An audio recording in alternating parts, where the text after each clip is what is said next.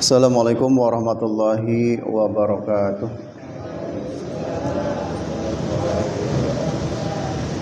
Alhamdulilladzi ba'atsana bina Muhammad sallallahu alaihi wasallam bi kamilati syariati wa ahlisidin. Asyhadu an la ilaha illallah al-malikul haqqul mubin wa asyhadu anna Muhammadan abduhu wa rasuluhu al-mab'utsu lil alamin.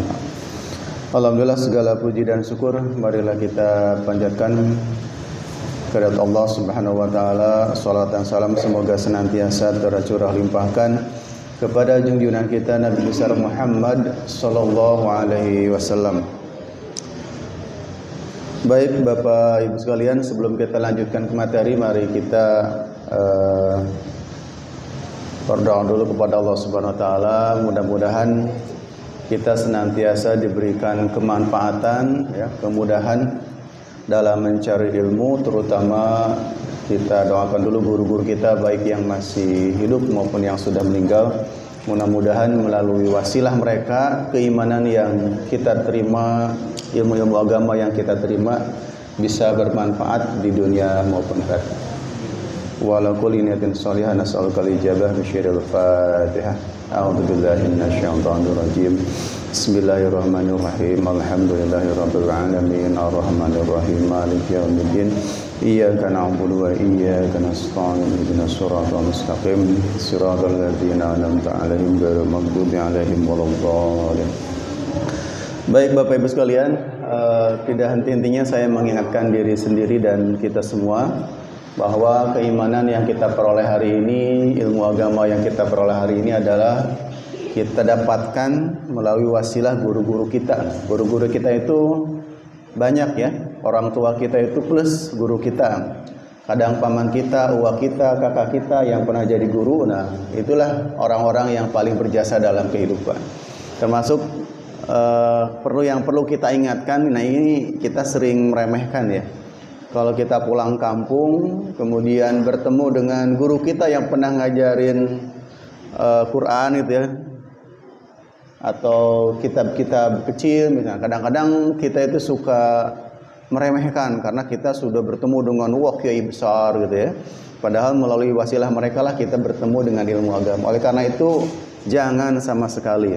Makanya Sayyidina Ali pernah mengatakan, ana abdun man alamani walau harfan. Aku ini adalah hamba sahaya, kata Sayyidina Ali ya, dari seorang guru walaupun dia ngajarin saya satu huruf saja. Bayangkan ya, akhlaknya para sahabat Nabi itu seperti itu. Nah, oleh karena itu jangan pernah sama sekali ada kecenderungan dalam hati kita merasa besar karena sudah berguru dengan kiai ini kiai itu, bertemu dengan mereka kemudian kita meremehkan. Dalam satu forum Buya Yahya pernah marah. Kenapa?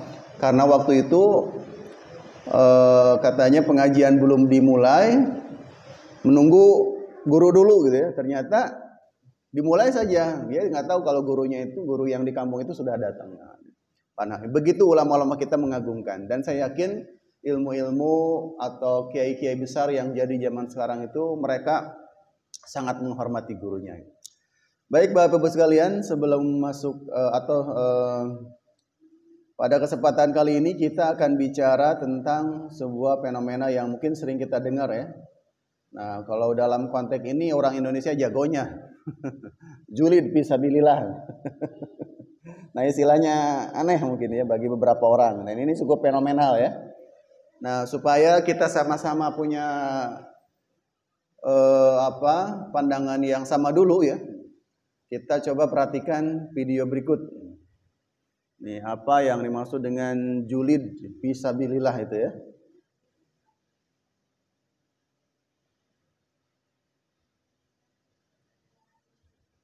Cil, nggak ada suaranya? Bentar dulu, kita cek dulu suara.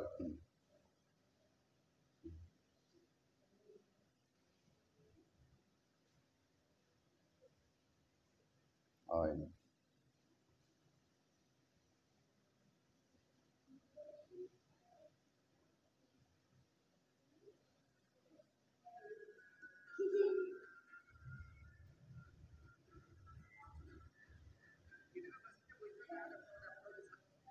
Kecil ya? Biasa besar.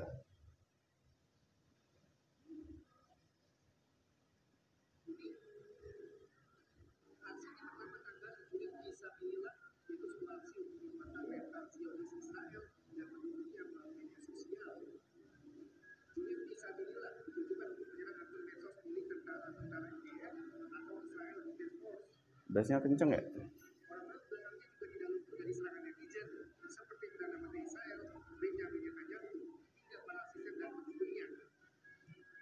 Oh.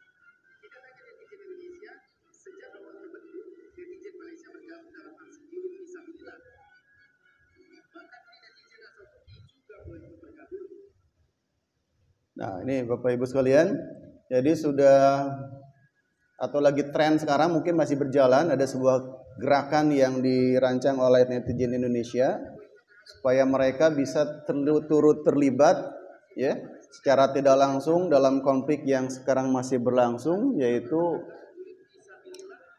peperangan ya antara Israel dengan Palestina. Salah satu kegiatan yang mereka lakukan adalah dengan melakukan julid. Oh ya, julid ya. Julid.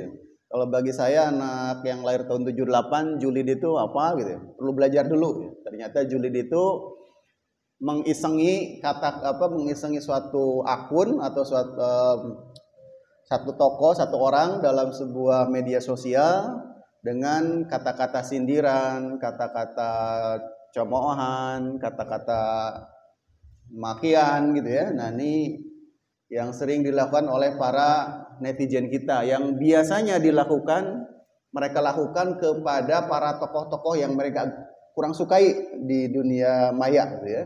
Biasanya dilakukan untuk menyerang artis yang mereka nggak suka, dan orang Indonesia itu sangat jago dalam konteks itu. Ada artis baru melahirkan, fotonya diposting di dalam media sosial, gara-gara hidungnya bentuknya aneh disebut hidungnya mirip kerbau dan sebagainya. Itu sering kita dengar ya.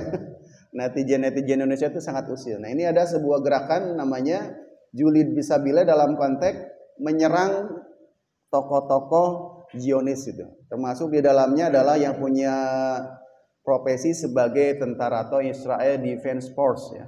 Atau orang-orang yang bekerja sebagai tentara di dinas militer Israel. Termasuk yang jadi polisi dan lain sebagainya. Dan mereka itu ternyata nggak sembarangan menyerang ya. Nah, kita lihat di depan. Nah, ini kita udah kelihatan di depan ini seorang perempuan, dia berpakaian militer IDF ya, kita lihat sini. Di sini juga dia kena sebagai korbannya salah satunya ya.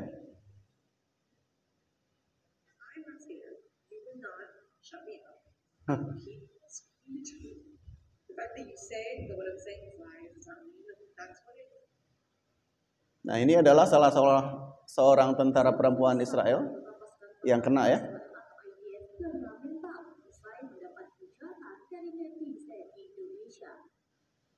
Salah satunya bernama Eden Sison yang nomor WhatsApp yang tersebar dan diteror dia sumpah serapah dan ucapan. Meskipun Eden sudah mengganti nomor WhatsAppnya dengan nomor baru, ucapan dan serangkaian teror dari netizen Indonesia tampaknya tak juga berhenti. Mendapati dirinya diteror secara terus-menerus dan akhirnya melaporkan hal ini ke kepolisian Israel. Melalui akun X dan Instagramnya, Eden menuliskan bahwa dirinya dihujat bertubi-tubi oleh netizen Indonesia. Hal itu terjadi selesai seorang netizen membagikan nomor pribadi Eden ke sosial media. Mengutip News, akun tersebut yakni @Greshchinov yang mengunggah tatapan layar nomor Eden di akun X pada Minggu 19 November 2023 lalu. Muak mendapat hujatan terus-menerus, Eden pun sampai mengganti nomor WhatsApp-nya. Ia juga mendatangi kantor polisi di Israel untuk memberikan membenarkan pernyataan tentang warga net Indonesia yang menyebarkan nomor teleponnya. Eden pun mengaku bahwa dirinya memiliki semua informasi termasuk nomor telepon dari warga net Indonesia yang menyebarkan nomornya. Tidak lupa ia juga menyerukan agar kroni-kroninya TIGF yang mendapat ucapan melakukan hal serupa dengan dirinya. Eden menuturkan bahwa Interpol akan terlibat sehingga warga net Indonesia itu bisa saja ditangkap. Selain dirinya, Eden mengaku bahwa kekasihnya juga mendapat ucapan yang sama seperti dirinya meskipun sang kekasih tidak tergabung sebagai anggota tentara Israel. Sementara itu, akun Kristinov yang dilaporkan justru menanggapi santai atas tindakan Eden tersebut. Dia menyebut Eden justru akan semakin mendapat ucapan dari netizen Indonesia, bahkan kemungkinan hingga menutup akun sosmednya. Ya, oke, ini adalah salah satu tentara yang kena dampak dari serangan netizen atau gerakan julid fisabilillah ya. Sampai dia cerita kalau maaf ya, pacarnya yang tidak terlibat dalam IDF juga terkena diserang. Jadi modusnya itu dideketin oleh orang Indonesia, kemudian bocor nomor WhatsApp disebar kemana-mana. Orang Indonesia kan paling iseng ya, kalau sudah ketemu WhatsApp itu dikirimin barang dagangan. Kemudian konten-konten yang menyerang mereka dan lain sebagainya, sehingga stres sampai melaporkan ke Interpol. Nggak main-main sampai melaporkan ke polisi internasional. Nah, sebelumnya mari kita pelajari dulu supaya kita tidak salah kaprah apakah yang dimaksud dengan gerakan julid fisabilillah ini dan apa sih yang melandasi mereka, kemudian dari hukum Islam seperti apa. Kita lihat ya. Setelah kita pelajari ternyata menarik juga ya, mereka punya basis atau dasar hukum dengan melakukan kegiatan-kegiatan tersebut. Nah, ini orang yang pertama gerakannya namanya adalah Erlangga Kristinov. Apakah nama asli atau nama di dunia maya kita tidak tahu ya. Nah, ini adalah pertama kali muncul dari akun beliau ya. Ia diangkat menjadi komandan Satuan Operasi Khusus Netizen Julid Anti Israel. Nah, gerakan ini berfokus untuk memerangi propaganda Zionis di media sosial, karena betul ya, di media sosial juga mau tidak mau mereka juga punya agen-agen yang menggerakkan supaya Indonesia itu pro Israel. Ada seorang tokoh perempuan lah yang kita kenal sendiri yang sering berantem sama siapa Pak? Ya pokoknya yang bisa disebut dengan Ustaz Haikal lah. Bisa berantem terus ya gara-gara. Nah, kenapa berarti ini pikir cerdas juga ya? Kenapa kalau media sosial apalagi mereka punya kekuatan untuk mengendalikan, kita juga tidak menggunakan media sosial yang rata-rata dimiliki oleh mereka ya untuk menyerang balik. Nah, di sini etikanya ya, layaknya medan perang, julid fisabilillah ini memiliki sejumlah norma dan strategi. Jadi ada norma dan strateginya. Nah, norma yang selayaknya dipatuhi yakni sasaran julid harus terarah. Nah, kita harus paham nih Bapak Ibu sekalian, dalam peperangan sebenarnya pun Islam itu punya aturan. Misalnya dia tidak boleh membunuh wanita dan anak-anak, tidak boleh merusak tempat ibadah gitu kan. Nah, kalau mereka kan nggak begitu kan? Wah, segala macam rumah sakit dibom, wanita juga dibom, karena mereka kan main lempar-lempar gitu ya, nggak peperangan seperti dulu, nggak pilih-pilih gitu. Sehingga ada seorang warga Palestina itu yang kita sangat sedih melihatnya, wahai tentara Israel, kalau kalian berani hadapi kami, jangan membunuh bayi seperti ini, sampai diangkat bayinya seperti ini. Nah, itu sangat menyakitkan buat kita ya. Jadi mereka yang tidak punya dosa kemudian jadi korban. Dalam konteks julid fisabilillah ini, karena ini dianggap sebagai peperangan, maka ada norma dan strategi. Pertama, harus terarah, yakni tentara yang dibidik adalah tentara Israel, polisi Israel, warga Israel, atau institusi Israel yang membuat narasi anti Palestina. Jadi harus ada anti Palestinnya yang diserang itu ya. Jadi kalau ketahuan mereka anti Palestina, maka akan diserang oleh kelompok gerakan julid fisabilillah ini. Nah, pola serangannya, nah, standar serangan julid fisabilillah ini diantaranya mengutuk tindakan Israel, menyebut mereka penjahat perang, Zionis, kemudian nempelin hashtag Free Palestine, kemudian menyebut mereka sebagai child killer dan teroris. Jadi cara serangnya seperti itu, dengan menyebut mereka Zionis, pembunuh bayi, teroris dan lain sebagainya. Karena teroris ini kan biasa mereka lekatkan kepada saudara-saudara kita di Gaza, Padahal yang melakukan terorisme sebenarnya kan justru mereka. Mengajari mereka soal sejarah Palestina, mengutuk mereka soal masuk neraka dan lain-lain sebagainya. Nah, cara kreatif lainnya adalah membombardir mereka dengan dagangan netizen. Ada love scam, tahu love scam nggak? Love scam itu ada ada seseorang yang mendekati orang lain, kemudian pura-pura menyukainya, jatuh cinta kepadanya, pokoknya mengidolakan ya. Pada ujung-ujungnya berujung umpatan atau makian. Itu namanya love scam kalau dalam dunia anak gaul zaman sekarang. Jadi anak-anak gaul Indonesia itu punya istilah-istilah Inggris yang di Inggris juga nggak ada. Ghosting itu istilah Inggris Indonesia, itu ada istilah ghosting. Ghosting itu pernah bertemu sebentar, ngobrol-ngobrol, tiba-tiba menghilang, ghosting. Cari di dalam kamus Inggris nggak ada ghosting. Itu muncul dari Inggris Indonesia. Nah, kemudian membuat akun bodong berupa perempuan AI. Bukan AI ya, tapi artificial intelligence. Jadi orang Indonesia membuat sosok khayalan ya berbentuk perempuan ya, dibuat dan aplikasi yang dipakai untuk menggoda tentara Israel agar memberikan nomornya, lalu berujung silaturahim bersama-sama. Mengirim file-file penipuan seperti folder APK. Bahkan ada juga yang berpikir, nah ini paling sadis ya, untuk menggunakan nomor tentara Israel untuk melakukan pinjaman online alias pinjol. Kreatif nih. Ini kan kegiatan mereka sehari-hari di Indonesia. Ya. Nah, ternyata mereka itu punya prinsip seperti ini. Nah, ini yang salah satu membuat mereka prinsip. Nanti di belakang saya jelasin. Jadi dulu sahabat mematahkan kaum musyrikin dengan syair. Kini kita patahkan Zionezi, mereka menyebut Zionezi ya, dengan julid mutahhir. Ini gaya jihad anak sekarang aneh-aneh ya. Jadi dulu sahabat itu ada salah seorang sahabat yang ditugaskan oleh Rasul untuk mengecam tentara musyrik dengan syair, namanya syair hijah. Nanti saya jelasin di belakang. Jadi syair hijah itu isinya adalah umpatan, bantahan, serangan kepada kaum musyrikin yang menghina Rasul. Ada nanti di depan saya contohkan beberapa syairnya itu ya. Nah, itu namanya syair hijah. Nah, kalau bicara tentang syair ini bahasa dadar ya, dalam bahasa Arab itu ada namanya ilmu balaghah, ilmu syair. Yang di Indonesia juga ada. Nah, salah satu bentuk syair yang digunakan untuk menyerang musuh yang pada dasarnya itu haram karena menyerang ya, menyerang musuh, menghina, mencaci maki, tetapi kemudian diperbolehkan dalam situasi atau dalam konteks perang. Kita jelaskan itu. Nah, operasi umum dan operasi khusus. Operasi umum atau operasi khusus yang dilakukan oleh gerakan julid fisabilillah ini adalah bentuk operasinya kebagi dua. Ada yang global umum, ada yang sifatnya mengoperasinya secara khusus. Nah, operasi umum pada dasarnya melakukan trolling. Nah, istilahnya kan sudah aneh-aneh, kita nggak tahu ya. Trolling itu kalau kita cek di internet namanya komentar pedas dan kontroversi, satir lah bahasa kita. Dengan cara menghujat, spam dan meneror kontak tentara Israel dan propaganda Zionis di medsos seperti Instagram, WA, TikTok dan sebagainya. Sandi operasi ini keren ya. Siapa dulu yang pernah nonton film Serangan Umum 1 Maret pimpinan Pak Soeharto? Sandinya apa waktu itu? Janur kuning. Pernah dengar gak?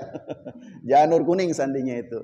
Setiap gerakan ketika tentara Palestina 7 Oktober menyerang Israel, sandinya apa? Banjir Al-Aqsa. Kemudian Israel serang balik ke Gaza, namanya apa? Pedang besi. Nah, mereka itu udah ciri khas pakai gitu. Sandi-sandi peperangan itu. Nah, netizen julid juga Indonesia juga nggak kalah mau bersaing dengan mereka. Setiap serangan itu ada sandinya. Nah, operasi umum mereka sebut sebagai julid fisabilillah. Nah, ini yang sering kita dengar. Tetapi ada operasi-operasi senyap lainnya. Misalnya nomor 1 nih, namanya operasi khusus yang diberi sandi Stand with Sirewel. Stand with Sirewel. Disediakan khusus bagi para pejuang yang mau berpura-pura memberi dukungan ke Israel via DM agar dianggap teman dan mengarahkan pembicaraan agar target mau memberikan nomor WA. Contohnya seperti tentara perempuan tadi ya. Ini namanya sandi khususnya adalah Stand with Sirewel. Seperti mendukung mereka padahal punya modus yaitu meminta nomor WA. Misi memperoleh kepercayaan tentara Israel untuk dimanfaatkan atau kemudian diteror kemudian. Nah, yang kedua ini agak genit yang kedua ini ya. Namanya sandi operasinya namanya baper berujung maut. Yakni pejuang melakukan misi menggoda tentara Israel dengan harapan mereka baper lalu memberikan nomor WA. Kalau tadi kan biasa mendukung, kalau ini udah agak sedikit naik yaitu menggoda-goda. Setelah itu dapat nomor WA-nya akan diserang bersama-sama. Akan diserang bersama-sama. Misinya mempermainkan emosi mereka supaya mempermainkan emosi halodeck si rewel. No, sandinya namanya baper berujung maut. Mang Mani terang baper tuh. Baper. Itu bawa-bawa perasaan ujungnya maut. Nah, itu yang kedua. Unik-unik ya. Yang ketiga serangannya itu adalah bukan POC tapi bacanya mode POC. Zaman Belanda dulu kan ada POC ya. Salah satu taktik POC itu adalah divide et impera, memecah belah. Jadi mereka juga punya gerakan memecah belah antara kelompok tentara maupun Zionis ya. Ya, ini khusus bagi pejuang yang berminat, ini agak sadis ya, menjalankan misi adu domba. Misalnya membuat ide-ide baru untuk menyemai bibit-bibit permusuhan bagi Israel. Di antaranya mengedit foto mereka seakan-akan mereka bela Palestina. Jadi ada seorang tentara Israel, diambil fotonya diedit seolah-olah tentara ini kemudian mendukung Palestina. Setelah itu dikirim ke tentara IDF yang lainnya sehingga kan beradu gitu kan. Nah, berantem. Lalu membuat akun bodong yang berisi editan foto-foto atau video tentara Israel. Kemudian rame-rame DM petinggi IDF dan menyebut ada pengkhianat di internal mereka. Sadis ya. Jadi diedit dengan foto dan video, kemudian dikirim ke atasan-atasannya seolah ada pengkhianat di antara mereka. Yang keempat, operasi khusus yang mereka lakukan itu, ya, di antaranya adalah dengan menggunakan permisi paket. Ya, ini khusus bagi pejuang yang suka di dunia hack atau suka membobol akun orang, kirim phishing itu pancingan supaya mereka mau klik kemudian terjebak. Dan virus buat Israel, serangan untuk Israel via peretasan. Nah, cocok buat para hacker. Nah, ini kan ada saran kayak gini kan? Selamat siang Kak, benar dengan Salma, ada paket GNT dan GNT Express nama Salma. Lihat fotonya di sini. Nah, klik di sini, udah selesai akun kita pindah. Nah, ini sering. Biasanya modusnya adalah WA-nya dihack, dibajak, kemudian setelah itu ngirim paket. Ini jangan dipakai. Kalau buat mereka nggak apa-apa, kan perang sekarang. Tapi kalau dalam kita jangan. Nah, itu unik ya, bagaimana netizen kita itu ternyata sangat kreatif dalam konteks julid-julidan. Nah, untungnya dipakai dalam konteks peperangan. Nah, yang jadi pertanyaan saya dari awal itu apa hukumnya ya? Memberikan satir, memberikan cemoohan, mengejek, menghujat musuh dalam situasi peperangan. Apakah dibolehkan atau tidak? Itu yang jadi permasalahan pertanyaan saya ya. Nah, ternyata mereka itu punya dalil dalam melakukan jenis peperangan seperti itu. Nah, ini dalil yang mereka angkat. Nah, ini hadisnya pun belum sempat saya cek ya. Dari beberapa video yang saya baca itu misalnya Ustadz Khalid Basalamah itu memberikan dukungan kepada ini gitu ya. Nah, video-video lain belum saya lihat ya, tapi mohon dicek nanti ya. Misalnya mereka punya dalil satu hadis dari Sahih Muslim ya, di bab min Fadoil Hasan bin Sabit. Jadi ada seorang sahabat yang saya sebutin tadi ahli syair namanya Hasan bin Sabit, pernah diperintah oleh Rasul, tapi ini di zaman di Mekah. Kalau nggak salah apa sudah di Madinah ya, nanti dicek lagi. Bahwa beliau itu pernah diperintahkan Rasul untuk membuat syair-syair yang bentuknya hija atau menyerang, bukan mengejek ya, menyerang, membantah makian-makian mereka kepada Rasul. Ya. Supaya tidak terus-terus menyerang Nabi dan umatnya gitu. Akhirnya Hasan bin Sabit nanti membuat beberapa syair yang sifatnya counter attack pada serangan-serangan mereka gitu. Nah, ini hadisnya, uhju Quraisan fa innahu asyadu 'alaiha min Raskin bin Nabal. Kirimkan hija, jadi syair yang menjatuhkan, mengejek, merendahkan atau satir bahasa kita julid ya. kepada orang Quraisy karena sungguh itu lebih menyakitkan mereka daripada tembakan anak panah. Jadi karena umat Islam waktu itu diserang, balas serang mereka dengan mengirimkan syair hija. Jadi syair-syair dalam bahasa Arab itu banyak genrenya, Bu. Ada syair cinta. Syair cinta itu zaman jahiliyah itu banyak yang jorok-jorok gitu. Coba tanya kepada lulusan sastra Arab. Di situ ada syair-syair yang bahasanya jorok. Nah, kemudian zaman Islam datang itu dilarang. Syair hija pada awalnya memang juga haram. Kenapa? Karena mengejek orang dengan syairnya. Tapi kemudian dalam konteks peperangan, Rasul memerintahkan ini. Kemudian hadis yang hampir sama redaksinya di bawah. Sungguh Rohul Kudus akan senantiasa, masuknya Jibril ya. Maksudnya Jibril akan senantiasa membantumu selama kamu membela Allah dan Rasulnya. Kata Aisyah radhiyallahu an, aku mendengar Rasulullah SAW bersabda, Hasan sudah mengirim hija atau satir kepada mereka. Ia telah memuaskan dan menang. Nah, ini dalil yang mereka gunakan.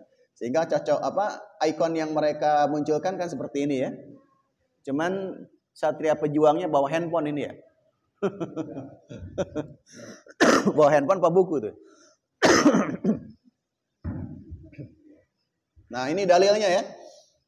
Nah, ternyata beliau-beliau ini para netizen Indonesia terinspirasi dari Hasan bin Sabit. Hasan bin Sabit bin Munzir al-Ansori, seorang pujangga yang hidup di zaman jahiliyah 60 tahun dan di zaman Islam 60 tahun. Beliau itu usianya panjang ya, 120 ya. Beliau wafat pada masa khilafah Muawiyah bin Abi Sufyan. Jadi masa jahiliyah masih ada, meninggalnya di zaman Muawiyah, anaknya bin Abu Sufyan, berarti usia cukup panjang. Nah, pada tahun ke-7 hijrahnya Rasul, telah terjadi perjanjian. Berarti kejadian diperintahkannya itu berarti di masa di Madinah sudah hijrah. Pada tahun ke-7 hijrah Rasul, telah terjadi perjanjian antara kaum muslimin dengan kaum kafir Quraisy. Salah satunya adalah kaum muslimin tidak melakukan umroh kecuali pada tahun berikutnya. Jadi umat Islam itu dilarang umroh. Namun perjanjian itu juga dilanggar oleh kaum Quraisy. Maka Nabi menyiapkan pasukan kuat untuk membuat atau membuka kota Mekah. Pada saat yang sama, syair zaman itu adalah salah satu sarana komunikasi efektif dengan berbagai kalangan, termasuk pihak musuh. Maka syair pun turun ke medan laga. Jadi syair itu, sindir-sindiran itu sering terjadi. Zaman sekarang lah gitu ya. Dipergunakan oleh kaum yang saling bertempur. Nabi pun memerintahkan Hasan untuk menyudutkan musuh dengan menghujat mereka. Nah, ini dari sini asalnya. Sebagaimana mereka telah lebih dahulu menghujat Nabi dan kaum muslimin. Hujatan Hasan sangat efektif dan menyakiti pihak musuh melebihi ketajaman ujung pedang yang menyentuh tubuh mereka. Hasan pun mengurai kehebatan para kesatria sahabat Nabi yang sangat tangguh sebagai prajurit tempur melawan kekufuran. Hasan memuji kaum muhajirin yang perkasa dan kaum ansor yang sangat gigih dalam setiap pertempuran. Hasan pun menyahuti satu persatu penghujat Islam dan Nabi. Hasan membela Nabi dan kaum muslimin dan membela akidah Islam dengan menjawab hujatan Abu Sufyan bin Harb. Jadi waktu itu yang jadi tokoh sentral peperangan adalah Abu Sufyan di pihak Mekah ya, dan Nabi di Madinah. Ini adalah salah satu syairnya. Ini banyak syair-syair. Kalau di orang sastra Arab ini dipelajari Bu ya. Kita nggak tahu aja. Nah, ini salah satu syairnya. Jika kalian tidak menghalangi kami, maka pasti kami telah menunaikan ibadah umroh. Selanjutnya kota Mekah dibebaskan dan tirai kekufuran disingkap dan sekian lama tertutupi cahaya kebenaran. Ini kalau pakai bahasa Arabnya dan kita ngerti bahasa Arab, akan paham keindahannya. Cuman kan nggak paham aja bacanya dan lain sebagainya, kita nggak ngerti maksud keindahannya seperti apa. Bahkan ada rumus-rumusnya Bu ya. Saya pernah belajar dan pusing memang belajar syair Arab itu. Ada bahar taul, ada bahar apa gitu banyak. Bahar istilahnya. Jadi kalau kita kan istilahnya apa itu satu paragraf puisi sebutnya apa, bait ya. Mereka sebutnya apa gitu. Jika kalian tidak menyerah, maka bersabarlah. Kalian menghadapi hari pertempuran yang sulit di mana Allah akan berikan keperkasan kepada hamba-hambanya yang dikehendaki. Ini belum kelihatan hujatan. Nah, engkau Abu Sufyan menghujat Nabi Muhammad SAW dan saya membantah semua hujatan padanya. Saya tidak diam dan selalu membelanya karena saya berharap imbalan pada Allah, pada pahala dari Allah Subhanahu wa taala.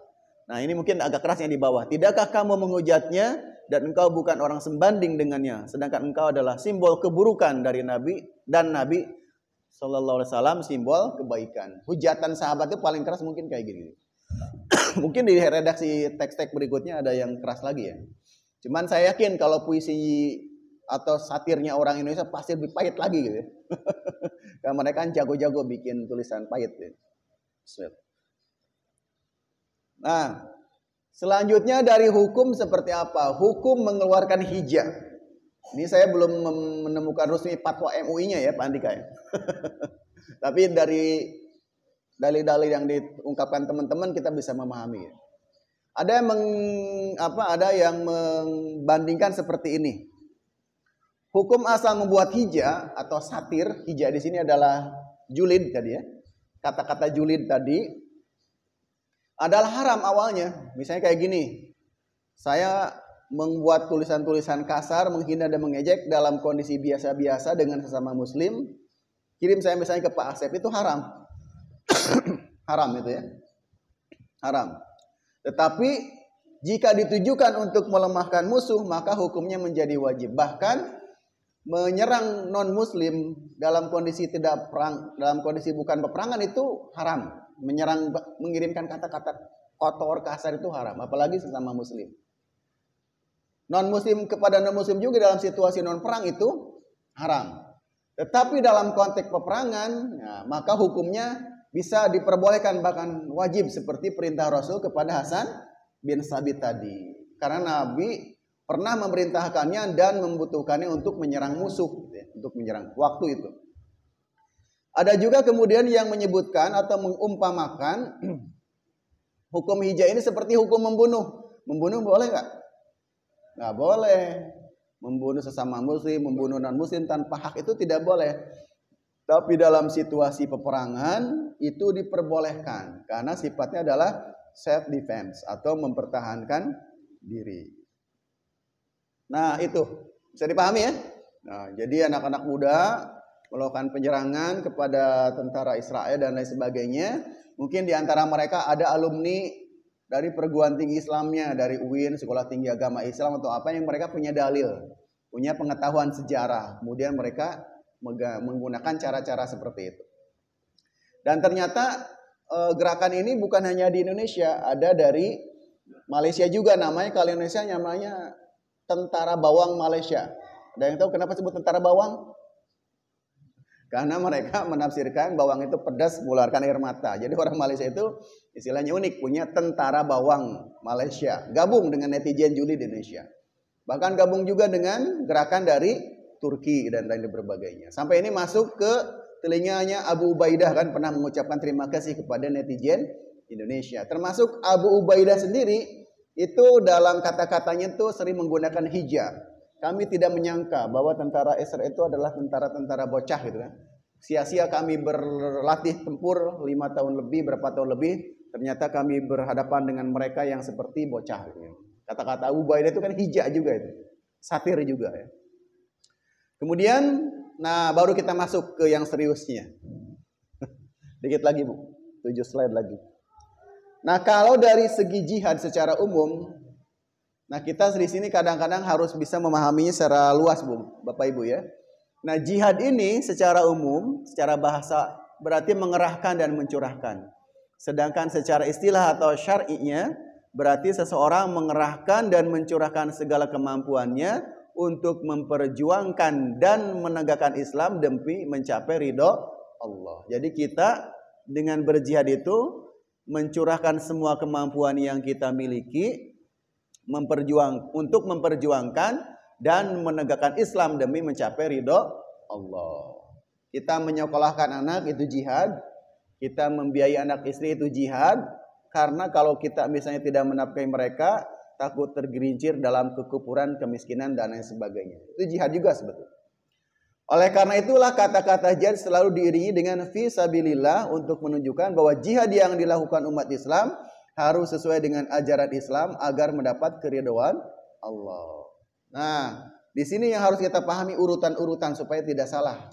Ketika ada dorongan orang ngajak jihad, menghancurkan pemerintahan, itu harus kita pahami benar apa tidak gitu ya. Pembagian jihad, 1.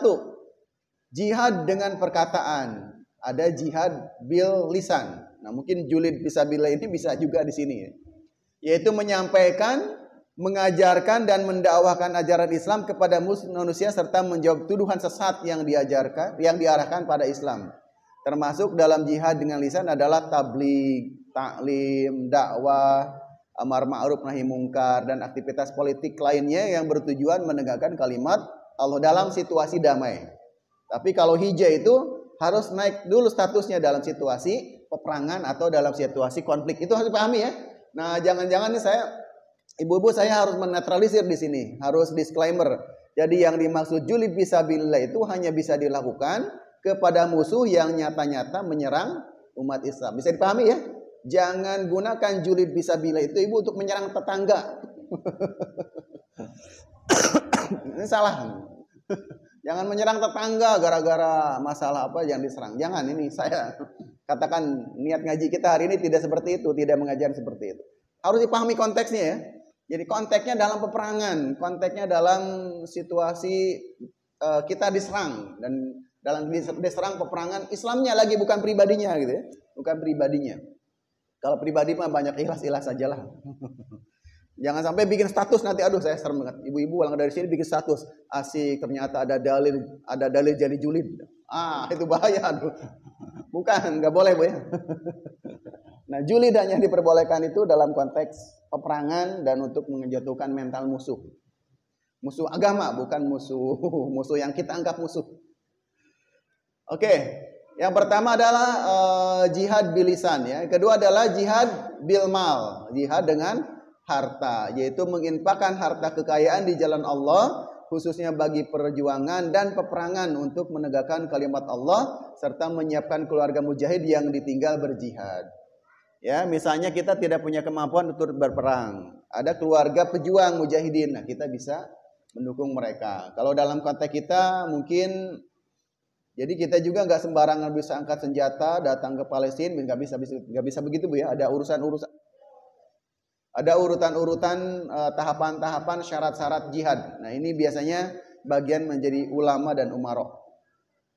Itu ada bilisan, jihadnya itu ada bil mal, dan satu lagi, nah ini yang paling berat adalah jihad dengan jiwa atau bil qital, yaitu memerangi orang kafir yang memerangi Islam dan umat Islam. Dan ungkapan jihad yang dominan disebutkan dalam Al-Quran dan Sunnah berarti berperang di jalan Allah. Nah, ini ilustrasinya bagus ya, saya senang ilustrasi ini. Jadi ini tentara modern, mungkin Israel zaman sekarang, kemudian ada tentara dari langit dengan ciri khas berbaju putih. Ini sering diceritakan dalam kisah-kisah yang disampaikan para pejuang Palestina, itu ada tentara berbaju putih yang membantu penyerangan ya. Dan ini sudah terjadi juga di zaman Rasul. Ada kuda putih ciri khasnya itu. Waktu ketika tentara muslim dibantu waktu peperangan Badar itu, ada seorang sahabat yang bercerita, dia melihat sosok putih, kemudian sosok putih itu berkata, suaranya ada suara seperti ini. Ayo hayjum, maju ke depan. Hayjum itu ada nyebutkan itu adalah suara malaikat yang memerintahkan salah satu jenis kudanya untuk menyerang musuh. Gitu ya. Bukti peperangan malaikat kedua yang berikutnya adalah ketika Rasul baru pulang dari sebuah peperangan, beliau istirahat di rumah salah satu istrinya. Ketika Rasul baru saja menyimpan pedang dan masuk ke tempat mandi atau apa, keluar tiba-tiba ada malaikat datang, kami para malaikat belum menyimpan pedang kami. Jadi maksudnya berarti para malaikat itu melakukan peperangan gitu ya. Bahkan Pak Endar, saya pernah dengar cerita yang dari tokoh-tokoh tasawuf yang meyakini ya, ada tokoh-tokoh besarnya. Jadi menurut pandangan mereka, peperangan itu di dunia jin itu sampai sekarang terjadi seperti ini, lebih dahsyat lagi. Jadi antara muslim jin muslim dengan jin kafir itu peperangan lebih dahsyat lagi kata. Peradaban mereka itu lebih berat lagi ya, dalam peperangannya itu saling, dan kiriman bomnya itu kalau kita nyebutnya santet ya. Bayangin kalau ajar jin dengan jin dalam kayak film apa tuh? The Lord of the Rings, pernah lihat ya? Bagaimana mereka saling kirim senjata. Nah, itu kurang lebih di dunia jin itu peperangan seperti itu. Cuman masalahnya kita dihijab, ditutup gitu. Jadi nggak pernah tahu peperangan antara jin muslim dengan jin kafir itu masih berlangsung sampai sekarang. Dan para malaikat itu tentu saja terlibat. Kita nggak tahu aja. Nah, ini yang kita tidak pernah tahu. Jadi ada jihad bilisan, bil mal, dan bil qital dengan peperangan. Tujuan jihad adalah agar syariat Allah tegak di muka bumi dan dilaksanakan oleh manusia. Nah, kemudian jihad fisabilillah itu bukanlah tindakan balas dendam dan menzalimi kaum yang lemah. Bukan itu ya.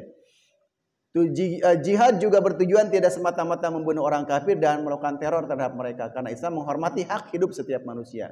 Jihad disyariatkan dalam Islam untuk menghentikan satu kezoliman dan fitnah yang mengganggu kehidupan manusia. Makanya dalam Islam itu jihad itu sangat mulia. Pertama, kalau kita diserang terlebih dahulu. Kedua, ada kezoliman yang merajalela. Yang ketiga adalah kehidupan kita diganggu, termasuk diusir dari tempat tinggalnya. Jadi nggak ada istilah itu Islam nyerang duluan, nggak ada.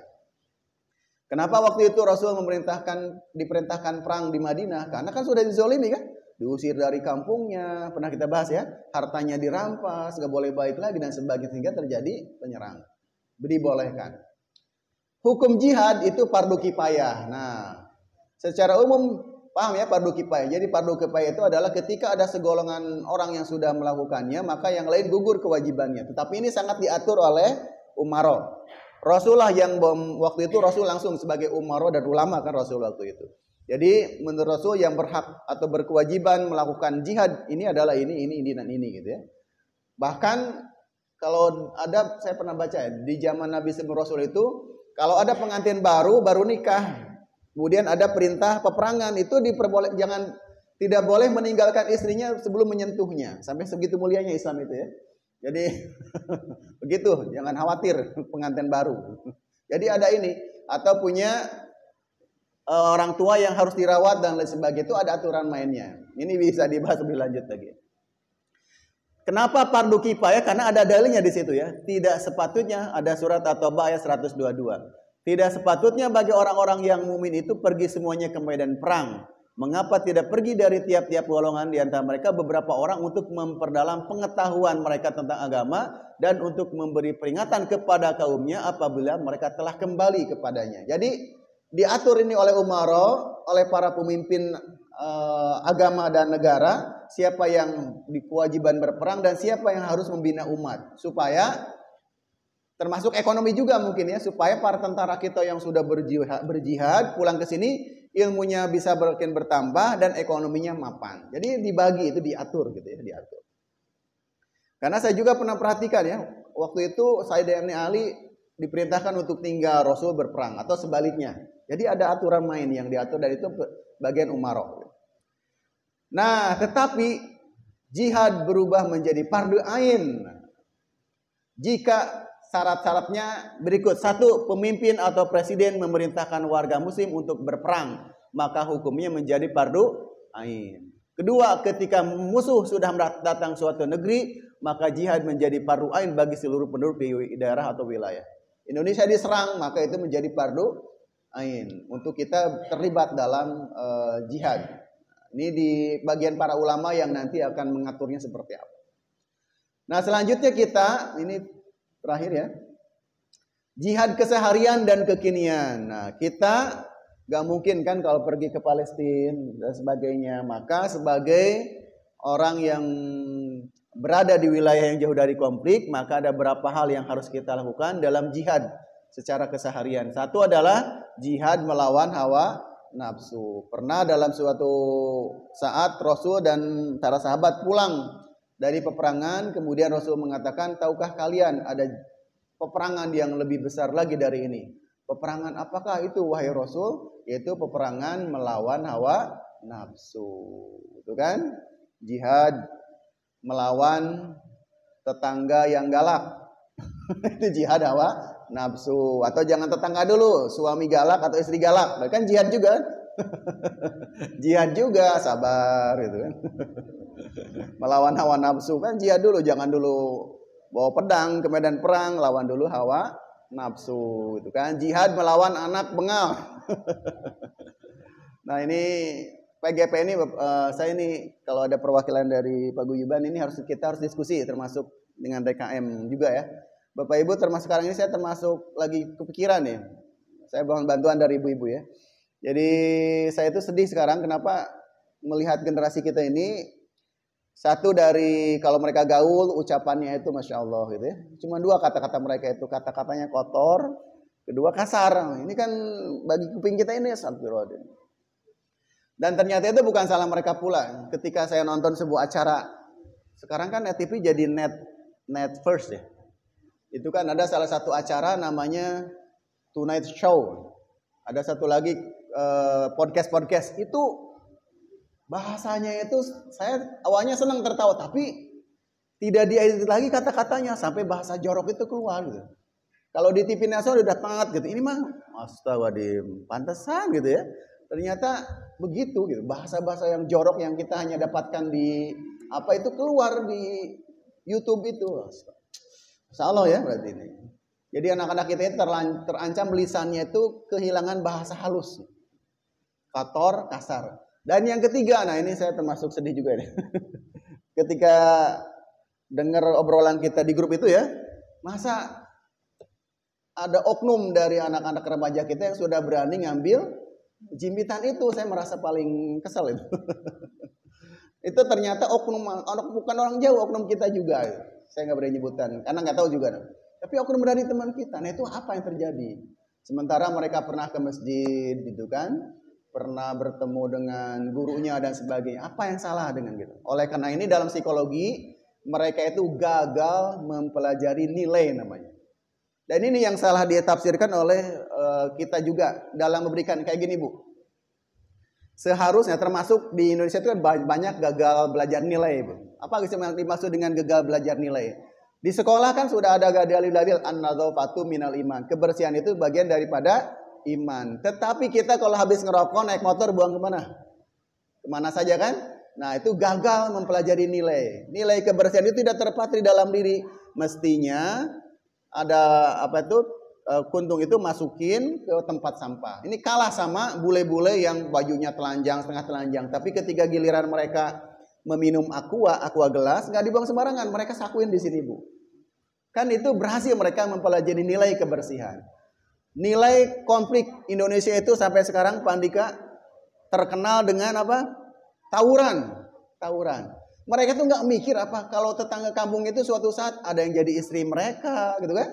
Ada yang jadi mertua, itu kan pendek mikirnya itu. Ada anak muda di YouTube itu kan teriak-teriak, saya lagi cari musuh dan sebagainya, itu kan bodoh itu orang. Kan cari temen, kalau cari temen kan termasuk kalau ada nenek-nenek nyebrang tolongin, siapa tahu dia punya cucu cantik gitu kan, tapi pikiran mereka nggak ke sana gitu. Mestinya kan memperbanyak kebaikan, kenapa nggak mikir ke sana? Setiap orang dimusuhin, siapa tahu di antara mereka itu punya anak-anak baik dan soleh yang kita tertarik kepadanya. Maksudnya dalam konteks mencari jodoh buat mereka, ini kita mikir nggak sampai. Termasuk kalau anak kecil usia kayak gini masih mau ngambil, dia tidak malu ngambil uang-uang yang termasuk jimpitan, jatuh di jalan, itu belajar nilainya gagal Bu. Dia tidak bisa membedakan hak dirinya dan hak orang lain. Itu masalahnya di kita itu. Gak nyampe kepikirannya itu. Kalau ini walaupun 2000 hak orang. Kalau saya makan api neraka, gak nyampe itu kepikirannya itu. Nah itu yang perlu kita terapkan. Dan itu tidak bisa terinternalisasi kalau tidak ditanamkan oleh orang tuanya dan gurunya.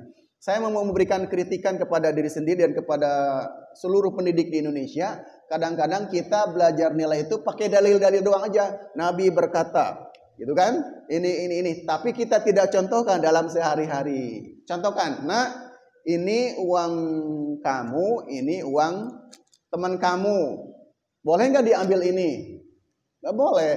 Berarti kalau kamu ketemu orang uang di jalan, itu uang siapa? Uang punya orang lah. Gitu diskusi seperti itu lama supaya mereka pelan-pelan masuk ke dalam diri. Oh iya nggak boleh. Termasuk yang disebut gagal belajar nilai. Kalau pulang dari ngaji, anak-anak nendang sendal temannya disempetin. Itu gagal belajar nilai juga. Sederhana kan? Tapi pelan-pelan ibu kalau itu dibiarkan, nanti hak orang lain yang dimainkan. Hak temannya, hak tetangganya. Nah itu belajar dari hal sederhana dulu. Nah itu yang harus kita terapkan. Jadi tingkatan paling basic dari TK, TPK itu belajar nilai. Kalau begitu kan belajar dalil gitu kan. Gak apa-apa, tapi nilainya yang itu harus diterapkan. Nah saya mengharapkan semua keluarga kita belajar itu. Terakhir sebagai penutup, ya, saya punya seorang teman, dia kuliah lama di Amerika. Suatu saat dia punya anak kecil ya. Suatu saat dia itu menepuk nyamuk di sini, plak gitu kan. Anaknya marah, "Bapak, kamu kok tega banget membunuh nyamuk? Dia kan punya anak, punya ayah, punya ibu. Bagaimana kalau nyariin?" Nah, nilainya sampai gitu ya. Jadi anak-anak barat itu mendrill, melatih bagaimana menghargai binatang itu sampai ke dalam dirinya. Sehingga kebablasan juga kan membunuh. Nah, kayak gitu yang kita tidak terjadi dalam lingkungan kita ya. Gitu ya. Latih dari hal-hal sederhana. Hal-hal seperti itu Bapak Ibu yang belum kita rasakan dalam kehidupan sehari-hari. Mari kita nanti belajar lebih banyak tentang penerapan itu ya Bapak Ibu ya. Jadi namanya itu adalah belajar karakter, belajar nilai. Sampai sekarang kita masih belum selesai di situ. Oke, terakhir ini adalah untuk jihad ini saya pikir sudah biasa, ada jihad melawan nafsu, ada jihad pemikiran, melawan gerakan, melawan pemikiran yang menghujat Islam, dan terakhir adalah jihad dengan membangun sarana dan prasarana agama. Aduh, sudah berapa menit ini? 50 menit. Demikian Pak Hadi ya. Mohon maaf Bapak Ibu apabila ada kesalahan. Jadi kita jadikan hari ini sebagai untuk mengkoreksi diri sendiri dan juga memperbaiki diri sendiri. Mudah-mudahan kita sebagai kaum muslimin menjadi kaum yang membawa kemaslahatan buat lingkungan terdekat ataupun lingkungan secara umum maupun secara global. Billahi taufiq wal hidayah. Wassalamualaikum warahmatullahi wabarakatuh.